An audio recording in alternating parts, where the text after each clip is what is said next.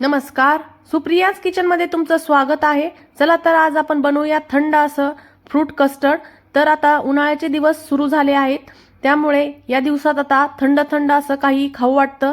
तर त्यासाठी आज आपण बनवलेलं आहे टेस्टी असं फ्रूट कस्टर्ड। तर त्यासाठी मी इथे अर्धा लिटर दूध कढईमध्ये घालून घेतलेलं आहे आणि आता आपण इथे दूध चांगलं गरम करून घ्यायचं आहे आणि दूध इथे आपण थोडंसं आटवून घेणार आहोत।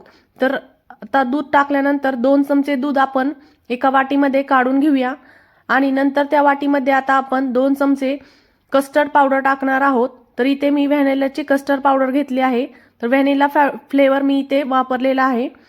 तर बघा आता आपण हे दुधामध्ये 2 चमचे कस्टर्ड पावडर घालून घेऊया आणि आता ही आपण दुधामध्ये चांगली मिक्स करून घ्यायची आहे। तर आपण दुधात डायरेक्ट कस्टर्ड पावडर टाकली तर ती त्याच्यामध्ये लम्स पडू शकतात, त्यामुळे असं थंड दुधातच आपण पावडर टाकून चांगली मिक्स करून घ्यायची आहे। तर बघा आता इथे दूध आपलं चांगलं गरम झालेलं आहे आणि उकळायला सुरुवात झालेली आहे।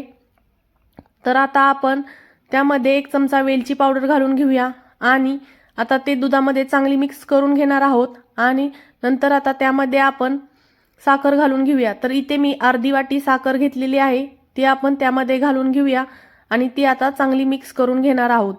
आता आपण साखर विरघळेपर्यंतच वाट बघायची आहे। आता बघा आपलं दूध चांगलं उकळलं गेलं आहे आणि थोडं दूध आटलेलंही आहे। तर आता आपण गॅस कमी करून घेऊया आणि आपण जे कस्टर्ड पावडर तयार केलेली आहे ती त्यामध्ये घालून घेऊया। तर हे घालताना आपण सतत हलवत राहायचं आहे, जेणेकरून दुधामध्ये त्याचे लम्स पडणार नाहीत। आपण कस्टर्ड पावडर आधीच मिक्स करून घेतली असली तर दुधामध्ये बिलकुल लम्स पडत नाहीत। तर अशा प्रकारे आपण कस्टर्ड पावडर थोड्या वेळ त्यामध्ये दुधात शिजवून घेऊया। तर बघा आपलं दूध किती घट्ट असं झालेलं आहे आणि आता यावेळेस आपण गॅस बंद करून घेऊया आणि हे दूध आपण एका बाउलमध्ये काढून घेणार आहोत।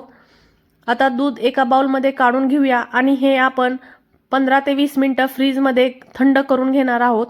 तर फ्रीजमध्ये हे ठेवून देऊया, तोपर्यंत आपण त्यासाठी फ्रूट्स कट करून घेऊया।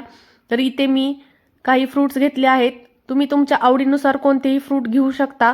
तर बघा इथे मी ड्रायफ्रूट्स पण घेतले आहेत, तेही कट करून घेऊया आणि आपण फ्रूटमध्ये स्ट्रॉबेरी अशी उभ्या स्लाइसमध्ये चिरून घ्यायची आहे। तुम्हाला आवडेल तसे फ्रूट्स तुम्ही कट करून घेऊ शकता।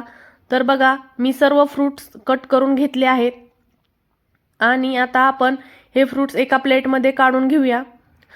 तुम्हाला जर फ्रूट खायच्या वेळेसच टाकायचे असेल तरी तुम्ही टाकू शकता। मी आता एकदाच सर्व दूध गार झाल्यानंतर त्यामध्ये सगळे फ्रूट घालून घेणार आहे। तर बघा आता आपले सगळे फ्रूट तयार आहेत, ड्रायफ्रूट्स पण कट करून झालेले आहेत। तर आता 20 मिनिटं झाली आहे, आपण दूध फ्रीजरमधून काढून बघूया। बघा दूध एकदम मस्त असं थंड झालेलं आहे। तर त्यामध्ये आता ड्रायफ्रूट्स घालून घेऊ आणि जे आपण कट करून घेतलेले सर्व फ्रूट त्यामध्ये घालून घ्यायचे आहेत।